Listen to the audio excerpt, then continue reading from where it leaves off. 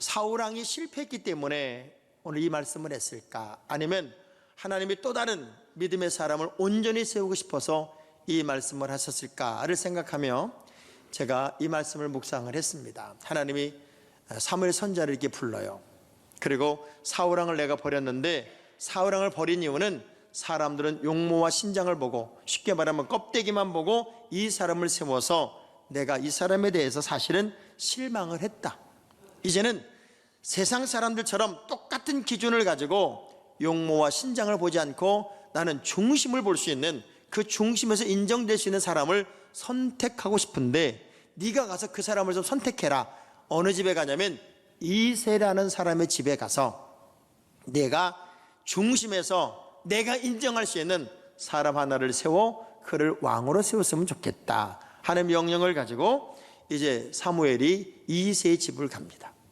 그리고 8명의 아들들 중에 그 자리에 있지 않았던 한 명을 다시 불러 세워서 다윗을 중심을 보시고 왕으로 세우는 장면이 오늘 본문의 이야기입니다. 사람이 어떤 꿈을 가지고 사냐, 어떤 그림을 그리고 사느냐 하는 게 정말 중요한데, 영어 단어에 나그네란 말이 두 단어가 있습니다. 베가본드란 말이 있고 필그림이란 말이 있어요. 우리가 나그네 된 삶을 삽니다 라고 말할 때 그냥 이런 나그네겠습니다. 베가본드란 말은 그냥 정치 없이 떠돌아다니는 거예요. 마치 방랑자, 불황아처럼 어디로 갈지도 모르고 발 가는 대로 그냥 생각나는 대로 막 정치 없이 떠돌아다니는 나그네를 베가본드라고 표현하고, 필그림이란 말이 있는데, 필그림은 정확한 목적지를 정하고 그 목적지를 향하여 계속해서 달려가는 상태를 필그림 나그네라고 얘기를 합니다. 어쩌면 우리는 정확한 목적지를 향해서 오늘도 여전히 달려가고 있는 필그림 나그네의 삶을 사는 겁니다. 그러면 우리의 중심이 어디를 보고 있냐는 거예요. 여러분의 생각이 어디에 머물러 있고 우리의 모든 꿈이 어디에 머물러 있냐는 거죠. 하나님의 주관심이 뭐냐면 시편 51편 6절의 말씀을 보니까 우리 하나님의 주관심이 여기에 있어요. 함께 봅니다. 보소서, 주께서는 중심이 진실함을 원하시오니 내게 지혜를 은밀히 가르치시리이다. 우리 하나님이 정말 보고 싶은 게 여러분의 중심이에요. 여러분이 저를 속일 수도 있고 옆에 있는 사람 다 속일 수 있고 가정도 다 속일, 아니 대한민국 모든 사람 다 속일 수 있지만 하나님을 속일 수는 없어요. 시편 기자가 뭐라 그래요? 내가 저 바다 끝에 가서 거할지라도 하나님은 거기 계시고 내가 저 골짜기 깊은 곳에 가서 거할지라도 하나님은 거기 계시더래요. 우리 애들이요, 어릴 때 자라면서 꼭 예배 마치고 집에 들어가면 장롱에 숨어요. 장롱. 이불 속 위에 올라가서 문 딱 닫고 숨어가지고 우리가 자기들 찾기를 바라는 거예요. 그러면서 꼭 이렇게 말해요. 우리 어딨게? 그래요. 그 안에서 우리 어딨게? 그러면 제가 모를까요? 알까요? 알지요. 알지만 어떻게 찾아요? 어딨지? 어디 있는 거야? 그리고 막 못 찾는 척 하다가 여기 있네 그러고 찾으면 아주 잘 숨었던 것을 스스로가 생각하면서 이렇게 늦게 찾을 줄 알았어, 그렇게 생각하는 것 같아요. 하나님은 다 알고 있어요. 다 알고 있단 말이에요. 바벨탑 사건에서 하나님이 언어를 흩은 이유가 뭘까요? 바벨탑 사건에서 사람들이 못된 것으로 자꾸 뭉치는 거예요. 나쁜 것으로 자꾸 뭉치는 거예요. 불평으로 뭉치고, 그리고 하나님을 대적하는 것으로 뭉치고, 그리고 끼리끼리가 만들어지고, 이게 너무 하나님 보니까 아니에요. 그래서 언어를 다 흩어버렸어요. 잘나고 똑똑하고 많이 배운 사람들이, 나 영어도 잘한다고 그런 사람들이 막 교만할 때 저는 그런 사람들을 가끔 가다 독일이나 스페인 같은 데 갖다 놓으면 좋을 것 같아요. 아무리 많이 배운 사람이고 많이 똑똑한 사람이라도 언어가 안 되면 바보더라고요.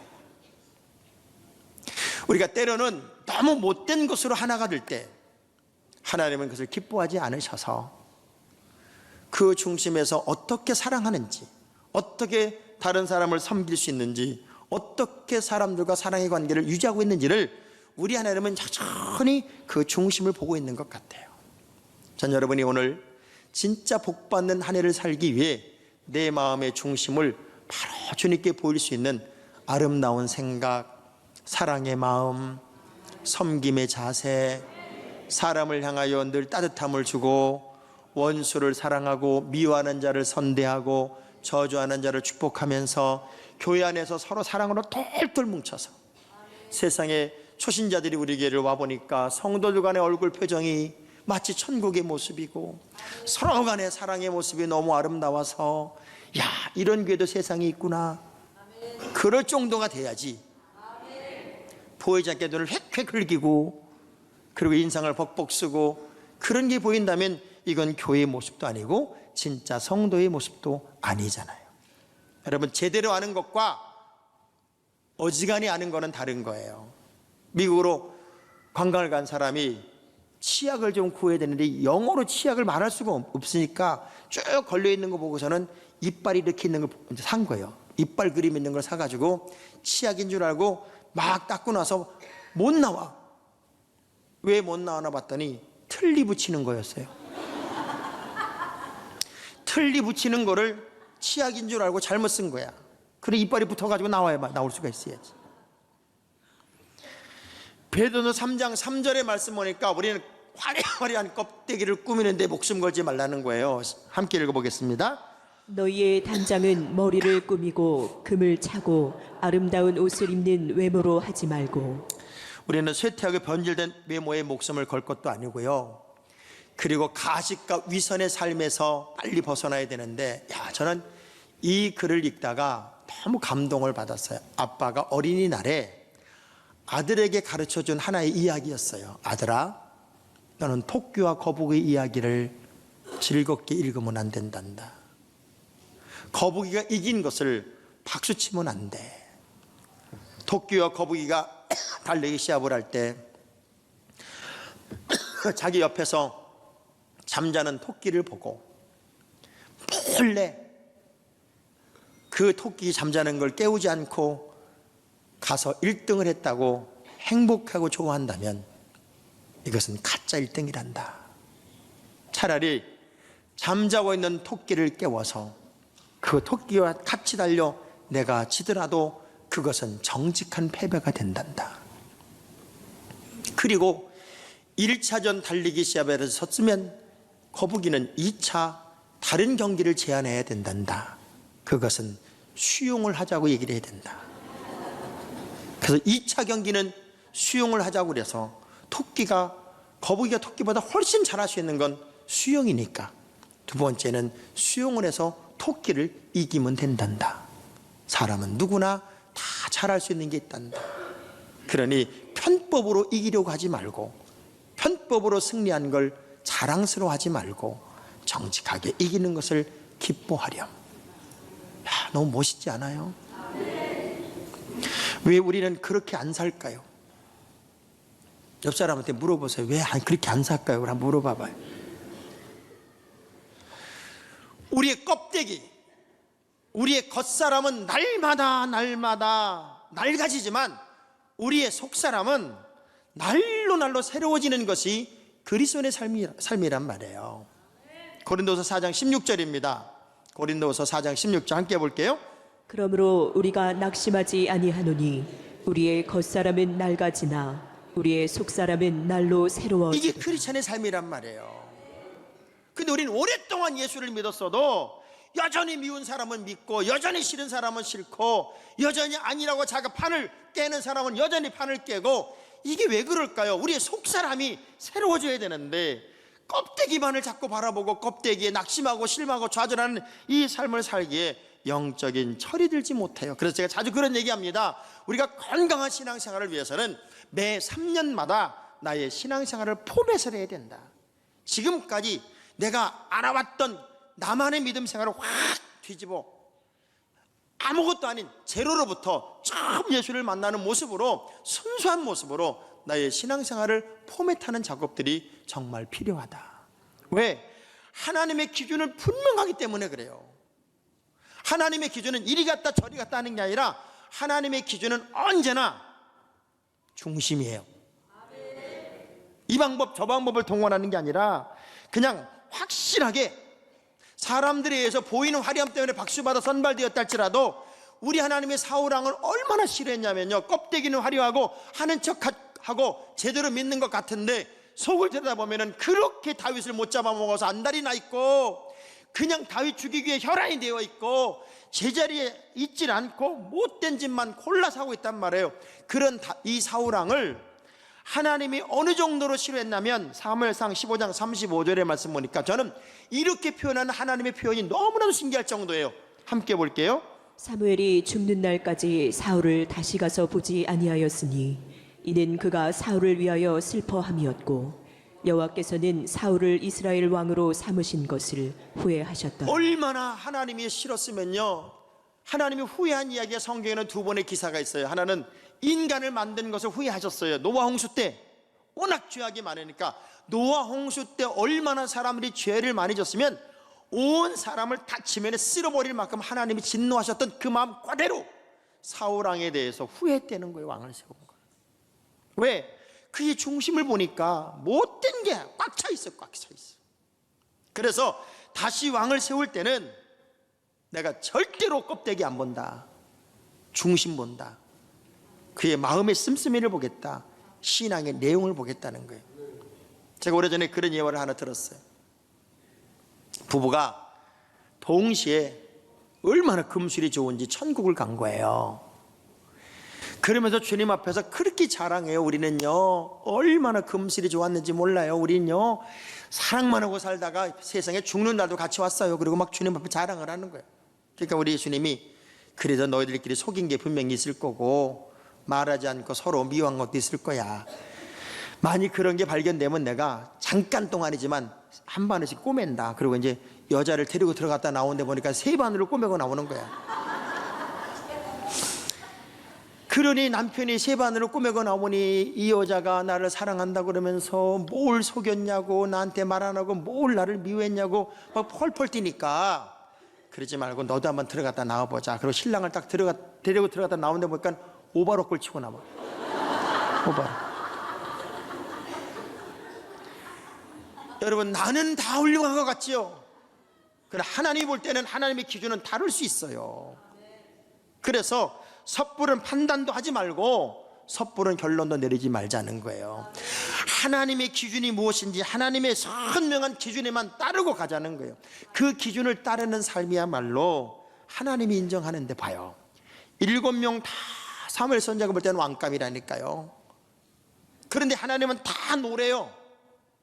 그리고 그 자리에 있지도 않은 다윗을 불러서 이 사람을 불러서 하나님 앞에 물으니까 하나님은 들어오는 그 순간 그 사람이라고 인정을 해주더란 말이에요.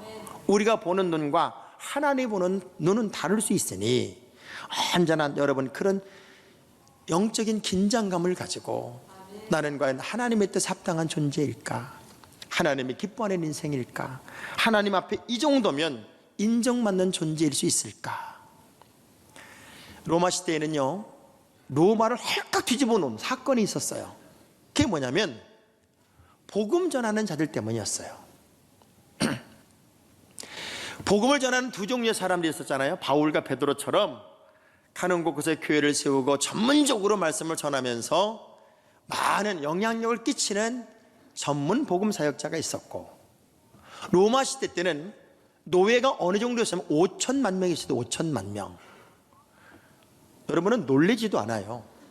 5천만 명의 노예가 있었을 때 그때 당시에 갈릴리 사람들이라고 불려졌던 이스라엘 사람들이 있었어요. 로마 사람들과 막 어우러져 있었던 갈릴리 사람이라고 불렸던 그 모든 사람들이 율리아누스 황제가 어떤 칙령을 내리냐면 이런 말을 해요. 그들이 소위 애찬이나 친절이나 음식 대접이나 이런 것을 갖다 대면서 갖가지 방법으로 많은 이들을 무신론에 빠지게 한다. 왜냐하면 로마가 가지고 있는 모든 종교 이외의 것은 무신론이라고 그랬어요. 신이 아니라고 그래서 기독교인들의 신을 무신론이라고 말했고, 그들이 얼마나 가난한 노예들과 그리고 유대인들과 로마인들까지 챙기면서 먹을 것을 챙겨주고 입을 것을 챙겨주고 가난하지만 사랑을 나눠주고 이런 모든 일들을 하는 것 때문에 많은 로마인들이 그들의 사랑의 영향을 받아서 무신론에 빠지는 것에 로마인으로서 부끄러움을 느낀다. 로마인은 로마인들을 돌볼 수 없는데 저 갈릴리인들은 얼마나 사랑이 많은지 그 사랑으로 로마인들을 녹이고 있으니, 그들이 그래서 무신론에 빠지고 있으니 저 갈릴리 사람들의 저 일을 하지 못하도록 막으라는 칙령이었어요. 그만큼 사랑은 역사를 만들고 기적을 만들고 열매를 만들어낼 만큼 능력이 있었단 말이에요. 전 여러분이 이 한 해를 살면서 정말 사랑 덩어리로 살았으면 좋겠어요. 하나님이 여러분의 중심을 보실 때 복주지 않고는 견딜 수 없는 그런 순수함과 깨끗한 마음으로 사람과의 관계성 속에서, 또 여러분이 주님을 향한 모든 믿음의 고백 속에서 그 신앙의 불순물들을 싹 제거하고 다시 순수함으로 회복되기를 주의 이름으로 축복합니다. 결국 한 명의 다윗은 하나님이 인정하는 사람이 됐다는 거예요. 많은 사람이 인정하면 얼마나 좋겠습니까? 그러나 하나님이 인정 안 하면 말짱 꽝이잖아요. 사울왕은 사람이 인정했지만 하나님이 인정할 수 없었어요. 그러나 다윗은 아버지도 인정 안 했고 그 자리에 있지도 않았지만 하나님이 인정하니까 역사가 나타나고 역전이 돼요. 어느 교회는요, 여선교 회원들이 서로 자기식으로 옳다고 점심에 사람 많아지니까 국수 끓여 먹자는 파가 한 파 있었고, 그래서 밥을 해 먹자는 파가 한 파가 있었어요. 근데 서로 타협이 안 돼. 그래가지고 어떻게 싸우는지 여선계가 둘로 갈라져서 이쪽 여선계가 밥할 때는 국수를 끓이고 이쪽 여선계가 밥할 때는 밥을 끓여서 밥을 해서 그 교회가 어떻게 나눠졌냐면 국수파와 밥파로 나눠졌어요. 그리고 서로 잘났다는 거예요. 서로 맞대는 거예요. 이게 무슨 교회예요? 이건 교회가 아니잖아요. 세상 집단도 이럴 수는 없잖아요. 옆 사람한테 물어봐요. 밥 파요? 국수 파요? 다 나만 옳다는 거예요. 다 나만 옳아. 나만 옳으면 하나님은 어디 갔냐고요. 하나님이 옳다고 그러셔야죠. 하나님이 인정해야지요. 다윗은 하나님의 분명한 기준에 따라 선택된 사람입니다. 7명의 아들 속에 있지 않았고 광에 양을 치던 다윗을 기어이 불러들여서 하나님이 그를 기름 부은 이유를 보면 얼마나 이 다윗이 좋았을까. 사무엘상 16장 12절의 말씀을 보면 사무엘 선지자가 다윗이 탁 튀어들어오는 모습을 보고 너무 좋아서 이 사무엘이 막 고백하고 독백한 내용이에요. 시작. 이에 사람을 보내어 그를 데려오매 그의 빛이 붉고 눈이 빼어나고 얼굴이 아름답더라. 여호와께서 이르시되 이가 그니 일어나 기름을 부으라 하시는지라. 할렐루야. 심판이 휘슬을 불기 전까지는 경기가 끝난 게 아니다. 다윗은 그 자리에 없었지만 막판에 역전의 주인공이 되고 하나님이 인정하는 인생이 되니까 어느 누구보다도 가장 큰 인생, 큰 그릇이 되더란 말이에요. 내가 어떻게 살았을까? 어느 날 갑자기 이런 생각을 해봐요. 내가 남은 시간이 열흘밖에 없다면, 그러면 여러분은 무엇을 할까요? 지금은 뭐 이것도 하고 저것도 하고 다 하고 살아요. 어떤 사람이 병원에 가서 진단을 받고 보니까 임파선암이에요. 이제 며칠 안 남았다는 거예요. 야, 얼마나 기가 막혀요. 이제 죽음의 날짜를 선고받고 집에 딱 들어왔는데 세상이 다르게 보이는 거예요. 눈물이 앞을 가리는데 순간적으로 이런 생각이 들어요. 그렇다면 내가 지금부터 이별 연습이라도 해야 되겠다. 그래서는 하루하루 이별 연습을 하는 일기를 썼어요. 근데 자기 생각보다 몸이 그렇게 나빠지는 것 같지가 않아요. 그래서 병원에 다시 갔더니 오진이었어요. 임파선 암이 아니라 임파선 염이었어요. 그리고 아무렇지 않게 그분은 나을 수 있다는 거예요. 얼마나 좋았을까요? 이제는 감격의 눈물을 흘리면서 내가 입을 연습을 위해 썼던 내용이 뭔가를 이렇게 4일 동안의 글을 보니까 다 똑같은 얘기만 썼더래요. 3가지로 압축이 됐는데, 첫 번째, 담배 피지 말아야지. 다시 태어난다면 나는 금연한다. 나는 절대로 담배 안 핀다. 이걸 매일 다짐을 하고 있었대. 담배를 끊으시기 바랍니다. 이럴 때 고개를 숙이는 분들은 좀 수상한 분들입니다. 두 번째가 뭔가 봤더니, 사랑할 시간과 능력이 있을 때 충분히 사랑해야지. 내가 사랑할 시간도 있고 사랑할 건강도 있고 사랑할 능력이 있으면 내가 더 많이 사랑했어야 되는데, 다시 태어난다면 난 그 사랑으로 살아야지.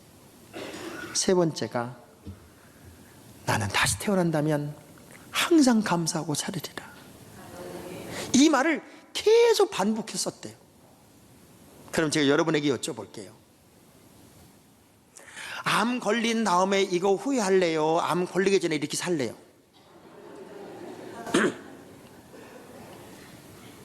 어째 대답이 수상해요. 여러분은 암이 안 걸렸으니까 이렇게 사는 게 맞잖아요. 자, 따라합시다. 나는 지금 사랑할 시간이 있으니 사랑하고 살겠습니다. 나는 나에게 감사할 시간이 있으니 감사하며 살겠습니다. 그런 사람을 우리 하나님은 어떻게 인정하지 않겠냐고요. 여러분 주변에도 봐봐요. 만나면 상냥하고, 만나면 감사하고, 만나면 사랑이 넘치고. 아니, 그런 사람이 혹시 여러분 곁에 있다면 그 사람 만날 때 기분이 좋을까요? 신경질이 날까요? 근데 왜 우리 그렇게 안 살까요? 암 걸리면 살래요?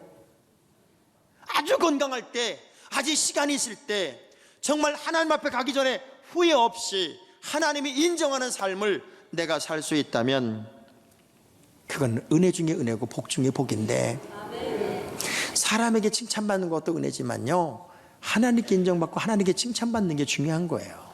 자, 고린도후서 10장 18절입니다. 함께 봅니다. 옳다 인정함을 받는 자는 자기를 칭찬하는 자가 아니요 오직 주께서 칭찬하시는 자. 보세요. 내가 나를 칭찬하는 게 아니라 하나님이 여러분을 칭찬해야지. 하나님이 여러분을 인정해야지. 그게 진짜 믿음이고, 그게 진짜 하나님의 은혜고, 그게 진짜 하나님의 승리고 열매잖아요. 제가 얼마나 오랜 시간 이런 같은 말씀을 증거했겠어요. 그렇게 말씀도 많이 들었고 그렇게 결단도 많이 했고 때로는 울고불고 하나님께 용서도 구했는데, 우리는 이상하게 돌아서면 원점이 돼요. 여기 있을 때와 문 밖에 나갈 때와 못된 놈 만날 때와 이상하게 말씀이 단타로 끝나. 단타로. 우리 어릴 때만 해도 시험 치르고 나면은 하도 학생들이 많으니까 답안지를 우리가 다 채점하잖아요. 그런 경우가 있었대요. 선생님이 답을 불러주는 거예요. 1번에 1, 2번에 2, 3번에 3, 4번에 2, 5번에 정답이 2번인데 빨리 부르는 바람에 5번에 4 그런 거예요. 그러니까 애들이 전부 다 고개를 갸우뚱거리고 이거 아닌데 막 그러고 있는데, 맨 뒤에 앉은 한 놈이 무릎을 탁 치더니 그런더래요. 아싸 하나 맞았다. 아싸 하나 맞았어. 엉뚱한 짓 하는 사람이 있어서 하나님의 마음이 아파. 하나님이 이렇게 우리 재단에 복을 주시는 때, 이렇게 역사의 현장을 만들어 주시는 때, 여러분이 하나님께 인정받기만 하면, 하나님이 인정할 수 있는 그 삶을 살기만 하면, 왜 다윗처럼 우리는 안 될까요? 다윗처럼 높여주시고, 다윗처럼 세워주시고, 다윗처럼 큰 그릇 되게 하겠지요. 결국 마음이야, 중심이에요. 사람은 여러분을 몰라요. 저도 여러분을 몰라요. 그러나 하나님은 여러분을 아시니 그 중심이 인정받는 신앙생활을 진실하게 하고요, 말 한마디 생각 하나도 조심해서 하나님께서 인정할 수 있는 그런 삶의 주인공으로 여러분 모두가 쓰임받고 살 수 있게 되기를 주의 이름으로 축복합니다.